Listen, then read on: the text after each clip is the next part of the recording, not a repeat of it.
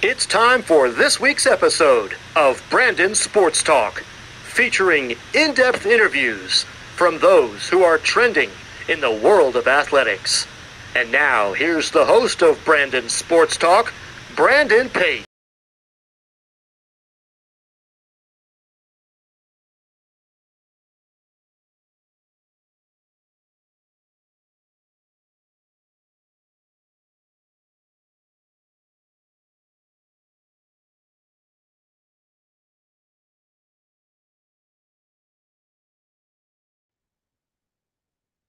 Welcome back to Brandon Sports Talk. In today's episode, I have the privilege to interview the Adrian College Bulldogs assistant softball coach, Coach Amber Staniulis. How are you doing today? I'm doing great. How are you? I'm doing good. Can you talk about how you knew that you wanted to get into college coaching? Yeah, so when I was very, very young, I had always loved sports, and it was kind of one of those childhood dreams. And then I took a little time off from that and wanted to get a big kid job. And then when I got a little bit older, I was like, this is a big kid job. Like I can do this. So kind of went to college, studied some sports management, and then I just pursued my dream. Of course, what was that like playing collegiate softball for Calvin? It was really great. Kelvin welcomed me with open arms. We had a coaching change, so I was one of her first recruits as her head coach career started. So it was just a changing culture, and I was able to be a part of that legacy. So I loved it. Of course, at Calvin, what were some of your biggest accomplishments? We made three NCAA appearances. We went to two regionals. And like I said, started out the legacy that is currently at Kelvin. I can even look back now and go to alumni events and see some of the things that I put into foundation with my fellow classmates. So that's really one of the best accomplishments, I would say. What is that like, obviously, getting to represent Calvin and getting to put on that uniform for them? I mean, honestly, I just wanted to play softball, and putting on that uniform and walking out on that field every day was truly a blessing. I mean, there's no better feeling. And if I could have the chance to do that one more time, I would take it in a heartbeat. Coming out of college, what was that like getting into college coaching and coming to Adrian Bulldogs? I think it was a good move in my life. I obviously grew up on the west side of Michigan. So moving to the east side, it was kind of like a fresh start. And I didn't really know anyone out here. The old head coach that had hired me, she kind of taught me some things, kind of got me into the swing of things. And really, Adrian has been, again, welcoming and with warm arms. So Of course, what has that been like, obviously, starting out on the club level as a head coach? the club level is definitely different than NCAA. Some commitment levels are different. Some of the girls are different, kind of what they want. Some of them want fun, and some of them want the really competitive, fun, like kind of regimented schedule. So it was trying to find the balance, but having my own program to start building culture. What has that been like, obviously, getting to build your own culture on the club level? I have seen some things that worked and that haven't worked, especially with this club program. We're in year three, so there's not many foundations laid yet. And there's some days where we make strides in our culture, and then other days where we kind of take two steps backwards. But it's just continuing to reevaluate. And my club girls have been awesome at adjusting and trying different things and team bonding, all those types of things. They've been amazing at it. As a head coach on the club level, what have you been able to see as some of the players have that love for softball, but obviously, as you said, some of them are just doing it as an activity? Sorry, what was that first part? What have you been able to see as a head coach on the club level as some of those players are doing it because of the love of softball, but some are just doing it to be extra active? I think the girls that want that little bit extra, but might not want all of the NCAA time commitments and kind of drills and stuff, they come to me for extra stuff. So usually you'll find me staying a couple hours later or doing some extra reps during the day with those girls. And the other ones, they just come, they get their work in, and then they head home and they go to their other extracurricular activities. A lot of them are involved in sororities or different groups within their majors and their degrees. So just watching them flourish in their own ways, I feel like that's one of the biggest differences. How has it been like obviously being able to balance being a club head coach and also an NCAA assistant softball coach? I'm not going to lie to you. It's been a little difficult, obviously, in the same season. And the practice schedule is fine. We practice after NCAA. So that's just a longer day on my part. But when it comes to games and getting rain delays and rain outs to where we have to reschedule, that kind of pulls me in two different directions. And obviously can't be in two places at once. So we did have one game where I wasn't able to travel with NCAA and I had to stay with club. But my two other coaching staffs on NCAA, they're amazing and they were very supportive and saying, hey, you got to stay. I totally understand. All my NCAA players, they were like, hey, coach, we totally get it. Like, go win some games. So I think if you have a great supporting staff behind you, it's definitely doable. But if I didn't have the girls and my fellow staff, like it wouldn't be manageable. What does a typical game day look like for you as a head coach on the club level and as an assistant coach on the Division I level? For NCAA, a game day, we hope the girls get a great breakfast kind of in their system. They come to the game, they get all hyped up. We have music playing. We normally start our warm up 2 hours before game time. And we're just trying to do everything to make sure we are game ready once that first pitch is thrown. For club, we play triple headers. So obviously we have a little bit more time that we're spending on the field. It's basically the same kind of game day warm up. We play on Sundays though, and we do start earlier in the morning. So the girls will arrive around like 8:30 in the morning. We'll get in our warm up and then game time's at 10. Of course, on the club level, as you said, playing triple headers, how do you keep that momentum up playing 3 games versus obviously we're in Division I, Division II, most times you are able to play double headers? The triple headers poses like a new difficulty, I would say. You really have to be strategic about who you're playing when you're playing, especially pitching. Right now I have 3 pitchers, so they definitely have to all support each other and help each other out. So just trying to finagle the people and trying to make sure they're hydrated, getting some food in between games.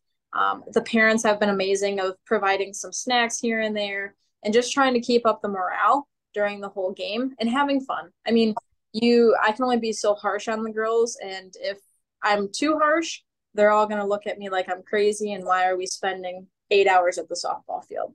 So Can you talk about, of course, the culture that you've built for the softball program on the club level? um so I think one of the biggest things for me is hard work and just your work ethic. I want girls to come in, kind of know what practice is going to be like and be able to excel at that. I don't want to blindside the girls not knowing what we're doing at practice. I don't want them to um, walk in thinking they're going to fail. Obviously, I push them to their limits in practice. So I'm hitting those ground balls just a little bit out of their reach because eventually they're going to get those ground balls and they're just going to push themselves just that little bit extra. So I really strive for hard work ethic and just succeeding, but failing at the same time, learning from your failures. On the Division II level, how have you been able to help build that culture for them? I think all of us as a staff, all 3 coaches, we're the younger generation. We kind of understand the girls better, and we're kind of bringing the new, younger vibe to softball. So again, we're teaching hard work. They have individuals. I just came from individuals. They're just really enjoying trying to put in that extra work and to achieve that next level. Instead of being a 500 team, we're trying to get that top 4 in conference so we make it to the conference tournament. Who are some of the teams that you face each week in your conference? We have schools, Albion, Alma, Kelvin, Hope, Trine, um, St. Mary's, Olivet, and Kalamazoo. So we had just faced Kalamazoo on Tuesday, took 2 wins from them. They are a scrappy team, but we were able to pull two. And then coming up this Saturday, we have Olivet. So it'll be a good doubleheader. Of course, as a coach, what is it like returning back to your alma mater of Calvin and getting to play them at away? Last year I got to experience it, and then this year they're coming to my home turf now. So it's really fun. I had played with some of the girls that are still on the team, so there's that little rivalry. But at the end of the day, like I'll go up and have a conversation with them after. But during game time, I mean business, and I want to win against them. So, but afterwards, we can all get along. So, What is that home game atmosphere like? honestly, there's nothing better than a home game. I mean, especially with this weather we've had the past couple days, it's been 75 and sunny. So you come out, you have all the girls in their fresh uniforms, they have their eye black on. I mean, they're just ready to rumble. So it's a great atmosphere. We got music playing, getting some good swings in, getting some good ground balls in. So, and our pitchers are always on fire. So, I mean, there's nothing better than game day.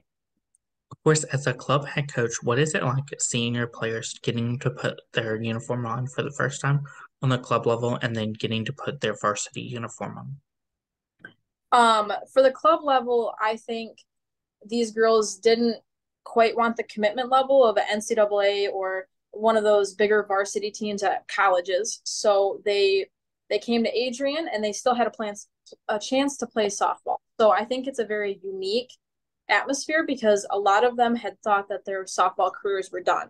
So then when they have an opportunity, especially at D3, like D3 schools don't have a lot of club teams. Usually they're D1 and D2.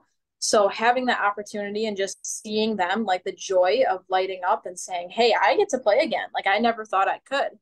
Um, and then same with NCAA, like they just get to pursue their dreams. And most of these girls, that was their dream was since they were 6 years old and watching the College World Series on the TV. So What does that recruitment process look like for those prospective student athletes looking to play collegiate softball? now there's a lot of recruiting websites that kind of get your videos to us. Some people pay recruiters. There's all different avenues of what it kind of looks like. But something that I use most is when a girl sends me their videos or their profile, I can go and watch them, check them out. And then if I like something, I will go and watch them in person, usually in the summer during some tournaments. We're recruiting all summer. So that's probably my avenue of coaching or like recruiting. So Of course, what are some of the things that you look at in those prospective student athletes went out on the road? I like to see hard work. I like to see what happens when they make mistakes. If they're pouting, if they're getting down on themselves, if one mistake leads to five others, or if they can kind of pick themselves up and play for their teammates in that aspect. Because at the end of the day, we know softball is a sport of failure. You're going to make mistakes. You're going to miss those ground balls. You're going to miss pop fly. But how can you recover from that? Can you be a good teammate and play for your 8 other girls on the field, or are you going to be selfish and kind of get down on yourself and worry about you? So I think that's one of the big things that you look at. Of course, what does that official visit look like for those prospective student athletes looking to come to Adrian to play softball? So normally those girls will contact us or we'll contact them. We kind of set up a date, and once they get on campus, they're given a tour of all of our academic buildings. We stop at admissions. They give their financial aid admission talk that we're not necessarily the most well versed in. We stop at lunch. We eat with all of our girls. We usually get a couple big tables, and it's one big family atmosphere, eating some good food in our dining hall. And then we head out to the softball field, tour all those facilities, and just kind of talk softball at that point. the girls are more than welcome to stay for any athletic events that we have on campus. And especially when we have visits in the spring, we can invite them to our games. So a lot of them will come back, kind of hang out, watch our games, and then meet us afterwards too. So just kind of depending on the season, if they stay for a little bit extra or if they just head home at that point. As a coach, was it like seeing those freshmen put on their uniform for the first time versus seeing those seniors put it on for the last time? The freshmen are always eager and they never think that softball is going to end, but you see the progression throughout the years to the seniors where they put on their uniform every day and they know, like, hey, my time is ticking, like my career is almost coming to an end, and they take things a little more to heart. And we're blessed to have our seniors come back. We're only losing one. Two of them are taking their 5th year, so they have a little different atmosphere, but I mean, it's heartbreaking watching someone's career end. But just looking back and remembering all the memories and all the accomplishments that they did kind of keeps the spirits high. What is it like, obviously, as a coach, seeing those seniors go on and achieve great things outside of softball into the corporate world? Obviously, I'm still a young coach, but all of the seniors that I have graduated already, I follow them on Facebook, and they kind of stop back every now and again for alumni games, and you talk to them and you kind of create those different relationships now that they're kind of not a player. And I hope that when they start getting married and having kids, that I can be invited to their wedding and they can say, oh yeah, my coach is right over there. So just keeping that like lifelong relationship. And you never know when you're going to run into them at the store or kind of swing through town and they're sitting there. So, and you have lunch with them and then you reminisce on all the memories and then you head home and do it all over again. How has that moment been like, obviously, getting to step onto the Adrian softball field? I think me as a player, it was hard to hang up my jersey and be done with softball. So me having the opportunity to coach is a way to still show my love for the game and kind of fill that void that I need, that softball void. So walking onto the field and just being able to coach these athletes, I mean, it's an indescribable. What are some of your future plans in the sport of softball for Adrian? We have some hopefully renovations coming to our field. Our goal right now is to finish top 4 in conference, get a couple conference titles, and then continue on to the World Series. I mean, that's something that I have experienced and my fellow coaches have experienced too. And we're just trying to let that trickle down to our athletes at Adrian and let them experience it, because postseason playing in those games is the best season to play in. What advice would you give those high school athletes looking to play collegiate softball? I would say don't give up. I mean, that sounds cheesy, but at the end of the day, if you want something, go and get it. You don't necessarily have to have all the money and to play on the best travel teams and to have the best recruiters out there.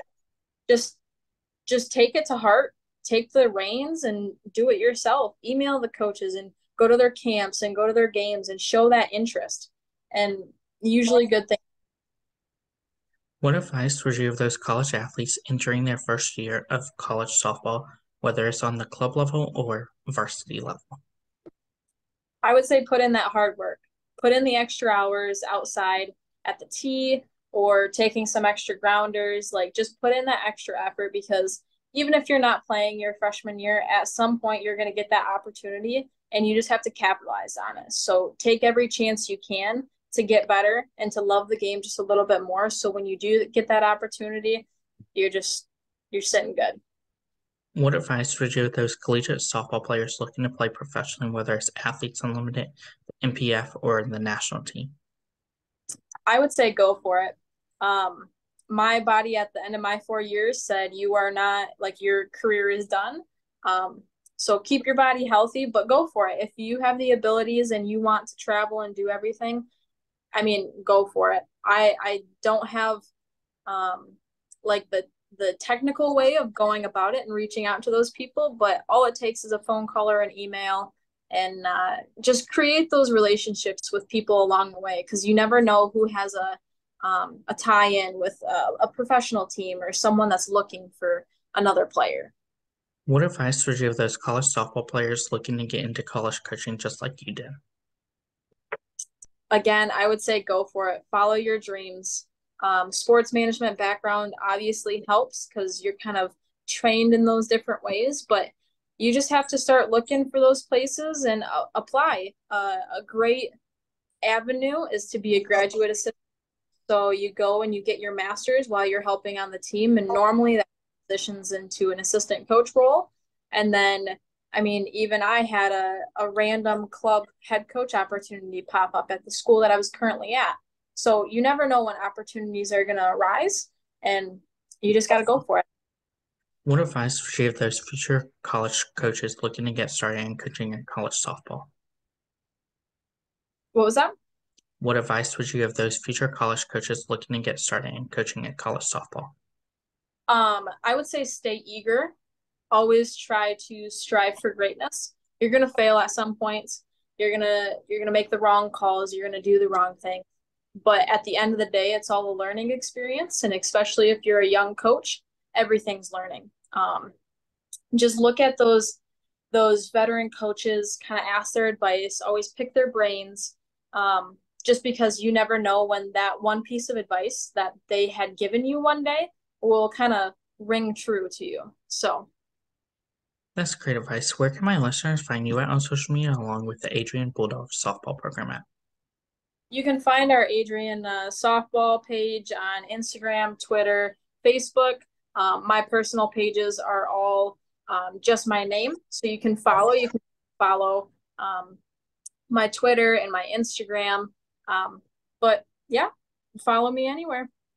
Thank you again, Coach Amber Staniulis, for your interview and best of luck in your future with Adrian Bulldogs as the assistant softball coach and head club coach. Thank you so much for your time. You can find Brandon Sports Talk on Facebook at Brandon Sports Talk, Instagram at Brandon Sports Talk, Twitter at Talk_Brandon, and you can find me on YouTube at Brandon Sports Talk. Don't forget to like, comment, and subscribe. Thank you again, Coach, for your interview and best of luck in your future. Thank you so much. You've been watching Brandon Sports Talk. Please feel free to like, share, and subscribe to Brandon Sports Talk on social media and on YouTube.